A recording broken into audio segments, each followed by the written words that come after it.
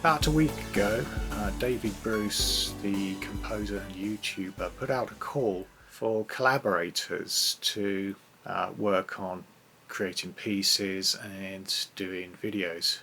And I thought I'd put my name forward for that. So the project's called Around the World in 80 Composers. And what he's done is assigned a 5-second segment which will then be combined to create one solo piano piece.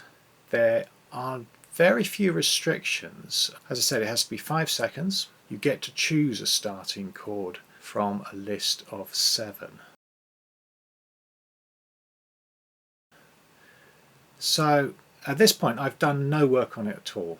My initial thoughts are, as always, to think about the numbers. So we've got to work out some kind of time meter bar structure. The chords are all of the thirds from the C major scale. We have 5 seconds and we have 80 composers. Now if you take all those numbers together, then perhaps you can create something which is themed on that.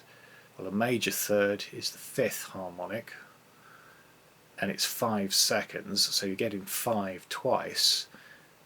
80 also, yeah, that could also be related to 5 somehow. I'll have to check that, perhaps in the harmonic series. It's certainly divisible by 5. So maybe something that is themed around 5, obviously using 5/4 might be an option. So those are my initial thoughts. Have a look at the numbers, see where that takes you. Okay, just looking through the specification, or no, I think the requirements. Yeah, looking through the requirements. So we've got 5 seconds and we've got to start on, let's see, we've got this.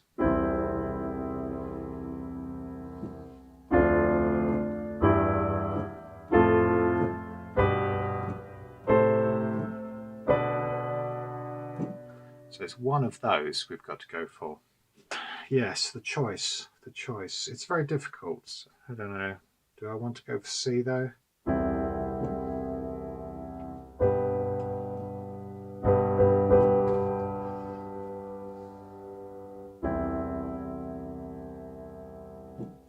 See, my natural starting point when I write music is to go for fifths. They're neutral.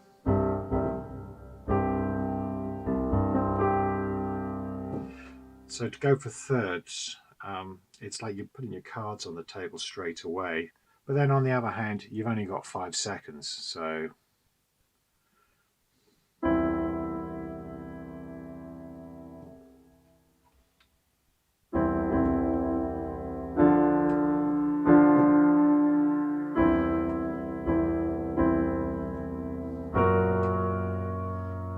I do like that transition actually, going from C to F sharp. You're going all the way around the cycle of fifths to get to that one.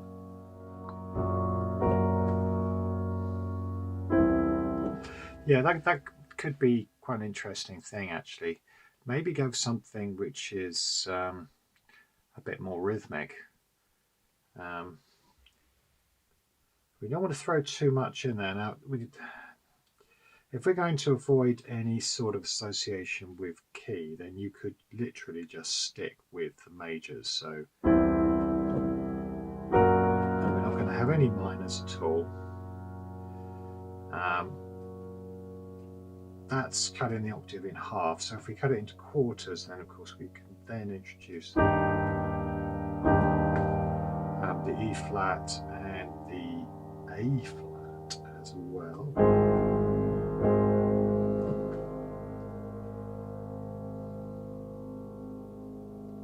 So that could be quite interesting. Maybe build something up rhythmically that goes between the C and the F sharp. And then as a surprise at the end, suddenly switch the whole thing to E flat. And, oh, it's not A flat, it's A. Yeah. Yeah, it's not A flat. It's not A flat. So then you've got a, you know, a carved up octave. I think what I'll do then is I'm going to take that to the computer now, because if I'm going to do something rhythmic, then, you know, my playing isn't really going to be up to it. I mean, the other thing to consider here is that this is going to be a piece of music for a real pianist, and I don't like to make things too complicated. I have done accidentally on many occasions just because I didn't fully appreciate the restrictions of the instrument, but it's never really my intention to do that. I really prefer if the musician can just play it and actually concentrate on getting the expression as opposed to just desperately trying to scramble the notes out in time. I think it's sort of fairer, and I think the results are more likely to be better as well. So I'm just going to record a bit and then edit it up. So I'm just going to randomly record stuff, which is going to be more than 5 seconds. So I'm just recording, and I don't even know what the tempo is, but I just want to get some notes in, and then I can move them around a bit after that. So, yeah.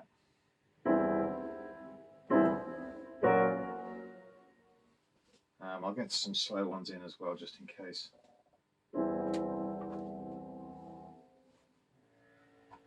I can muck around with the velocity later on as well, which really helps.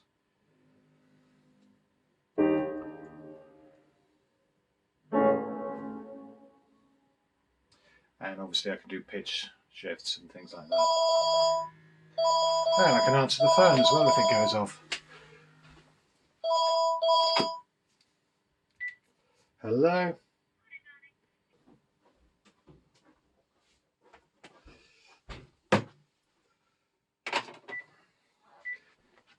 Right, still recording.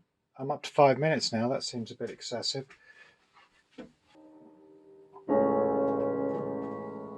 I like those transitions there, they're really good. It's harmonious and yet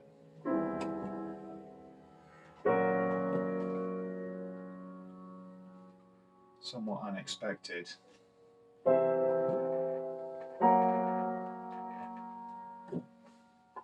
Although obviously it's been used many times before.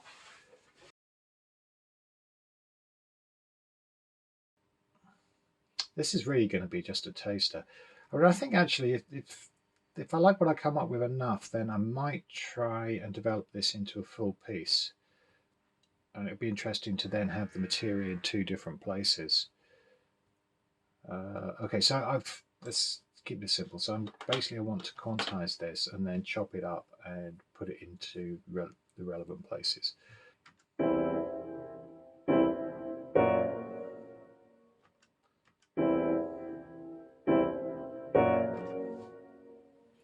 Yeah, okay, so let's speed it up a bit, and then we can perhaps have a bit of development.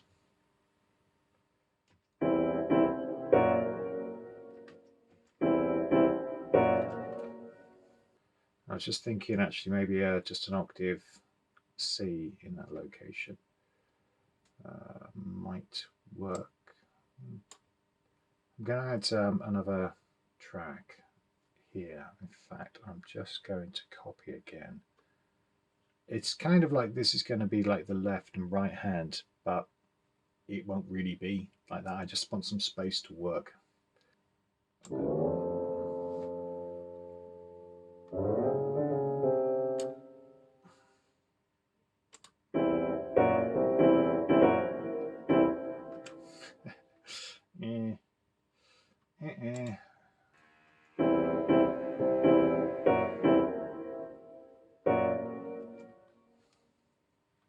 Well, I don't completely dislike it. but I do wonder if perhaps we can come up with something more interesting.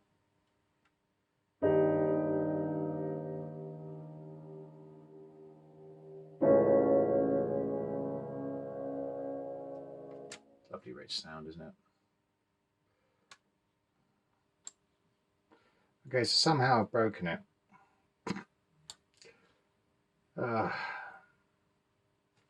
I don't know, this is just so annoying.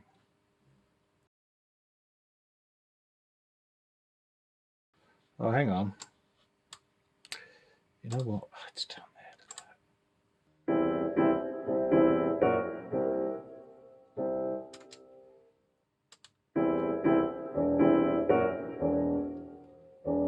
It's a bit more sinister. It's almost beginning to sound a little bit Cold War.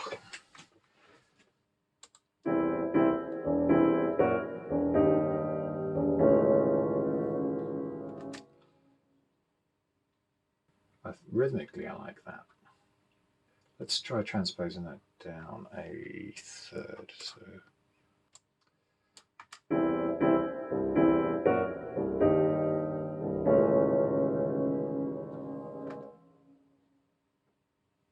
Yeah, I think that's okay. I think I can do something with that. It's kind of dramatic. It's a little bit unexpected. I think I might just add an extra part for higher notes, and then we'll work out how it works in the score, but it should work fine.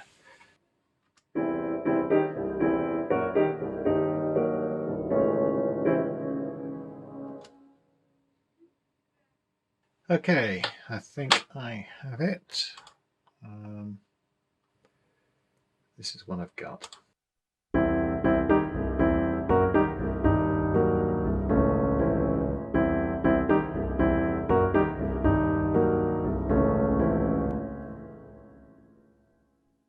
Interesting. It reminds me of some of the film scores from 1970s.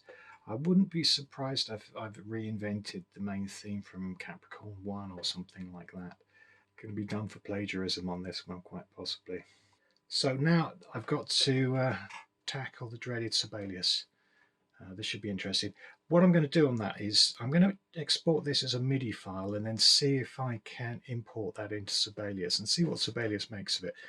With luck, it will do most of the work for me. Okay, it's been ages since I've used Sibelius and I never really got on with it very well in the first place. But this is what I imported from the MIDI file, and it's chaotic really. So what I'm doing is I've opened a second file, and I'm just gradually trying to work out how to put the notes into a format which will be understood by a pianist. And it's not going too bad. You know, it's not so much of a nightmare as I was expecting. Although, well, the updates were a pain. The licensing has changed, and it was very confusing. But eventually managed to get it to work. Score complete. I exported it back into a MIDI file and then played it in Cakewalk. And did notice one problem. Just needs to add a natural in because the sharp was carrying over from a previous chord. And apart from that, everything seemed fine, so hopefully that's good to go. So I've finished my 5-second segment now, and I'm quite curious to see how this is going to work out, particularly the way in which David is going to arrange the 5-second pieces. One thought I had would be just play them in the order you received them. That could be quite interesting. I wonder if there's any kind of like commonality between, say, the early birds. There's going to be people that will get that back in an hour, and there'll be other people that will pontificate until the end of time and get it in just before the deadline, whenever that is. I think I'm probably somewhere in the middle on that one. So if you played them in order, in the order they were received, would there be some kind of trend? Don't know. be interesting to find out. So I'm looking forward to seeing what happens, and hopefully that was interesting. Finally managed to get around to showing how I go about doing things when I'm writing music. Thanks very much for watching.